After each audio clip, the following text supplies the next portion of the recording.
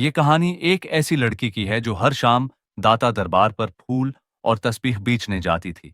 उस रोज भी वो अपना सामान समेटकर घर जाने की तैयारी कर रही थी कि अचानक एक नौजवान उसके सामने आकर खड़ा हो गया। लड़की पहले तो घबरा गई, लेकिन फिर हिम्मत करके पूछा, दरबार तो बंद हो चुका है, आपको फूल क्यों चाहें?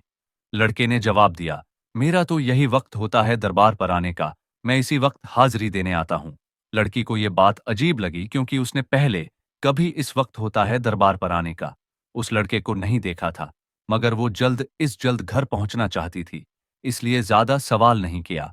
लड़के ने फूलों की कीमत देने की कोशिश की, लेकिन लड़की ने पैसे लेने से इनकार कर दिया और वहां से जल्दी जल्दी निकल पड़ी। रास्ते में अंधेरा होने लगा था और लड़की को अचानक एहसास हुआ कि जैसे कोई उसके साथ चल रहा हो। उसने इधर उधर देखा, मगर वहां कोई नहीं था। तब एक अजीब सी गहरी आवाज आई, अपना हिजाब ठीक करो। लड़की रक गई, मगर आसपास कोई नजर नहीं आया। उसने घबराकर जल्दी से हिजाब संभाला और तेजी से घर की तरफ बढ़ गई। घर पहुंचते ही उसने दरवाजा जोर से खटखटाया। उसकी मां ने दरवाजा खोला और लड़की का घबराया हुआ चेहरा देखकर परेशान हो गई। क्या हुआ, इतनी घबराई हुई क्यों हो? मां ने पूछा। लड़की ने कुछ नहीं बताया। उसे मालूम था कि अगर उस हो ने सच बताया तो मां उसे दोबारा काम पर नहीं जाने देंगी। उसने बस इतना कहा, ओमी, तुम ही कहती हो कि मगरिब के बाद घर लौट आना चाहिए। उस रात लड़की को एक अजीब सा ख्वाब आया। एक धुंधला सा चेहरा, गुस्से से भरी आंखें और वही आवाज, आज के बाद तुम्हारे सिर से हिजाब ना उतरे। डद्दर के मारे उसकी नींद खुल गई और तभी अजान की आवाज आई।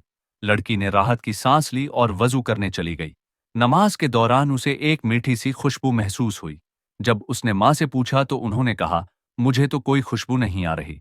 सुबह जब लड़की दरबार पर पहुंची तो वहां का माहौल कुछ अजीब था। आमतौर पर वहां भीड़ लगी रहती थी, मगर आज वीरानी थी। फिर अचानक भीड़ उमड़ पड़ी और लड़की की दुकान पर इतनी सेल हो गई कि उसका सारा सामान चंद मिनटों में बिक गया। मगर फिर वही नौजवान उसके सामने खड़ा था। कुछ फूल मिल सकते हैं? लड़की ने कहा, आज तो सारा सामान बिक चुका है। लड़का मुस्कुराकर बोला, एक बार देख तो लीजिए, शायद मेरे लिए कुछ बचा हो। लड़की ने हैरत से खाली जगह की तरफ देखा जहां उसका सारा सामान बिक चुका था, मगर जब उसने दोबारा देखा तो पूरा सामान वैसे ही रखा था। उसके रोंगटे खड़े हो गए।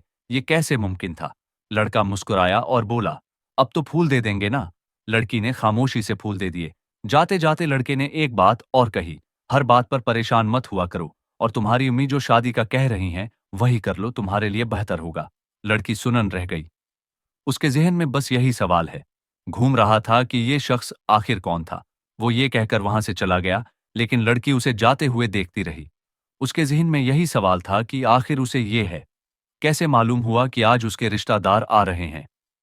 उसने अपने जहन से यह बात झटकने की कोशिश की और अपना सामान उठाकर घर की तरफ चल पड़ी। रास्ते भर उसके कानों में एक ही आवाज गूंजती रही, जाफरान जिन, जब भी ये नाम पुकारोगी तुम्हारी मदद हो जाया करेगी। एक अजीब सा खौफ उसके वजूद पर तारी था। वो समझ नहीं पा रही थी कि ये सब क्या मामला है। आखिर ये जाफरान जिन कौन था? उसे इस पर तजस्सुस भी था, मगर खौफ उसके जहन पर हावी था। वो जल्दी से घर पहुंची। घर पहुंचते ही देखा कि मेहमान आए हुए हैं। माँ ने उसे आवाज दी, मेहमान आ चुके हैं, जल्दी से कपड़े बदल कर आ जाओ। लड़की कमरे में गई और जल्दी से कपड़े बदलने लगी। जब वो मेहमानों के सामने आई तो नजरें झुकी हुई थीं। तब एक औरत की आवाज आई, ये तो बहुत खूबसूरत है। लड़की के चेहरे पर हल्की सी मुस्कुराहट आ गई। वो हल्की सी मुस्कुराहट आ गई। औरत फिर बोली, जाफरान, ये फातिमा कैसी लगी? जाफरान, ये नाम सुनते ही लड़की के दिमाग में बजली सी कड़क गई। उसने झटके से नजरें उठाईं और सामने देखा तो हैरत से उसकी आंखें फटी की फटी रह गईं। वही लड़का जो हर रोज मगरिब के वक्त दुकान पर सामान लेने आता था, उसके सामने बैठा था। वो स्तब्ध रह गई। उसकी जबान से अचानक निकल पड़ा, उम्मी, ये तो वही लड़का है। माँ और मेहमान हैरत से उसकी तरफ देखने लगे। माँ ने हैरान होकर पूछा, कौन लड़का? फातिमा कुछ कहने ही वाली थी कि उसकी धड़कनें तेज हो गईं। वो अपने मन को समझाने की कोशिश कर रही थी कि ये वही शख्स कैसे हो सकता है।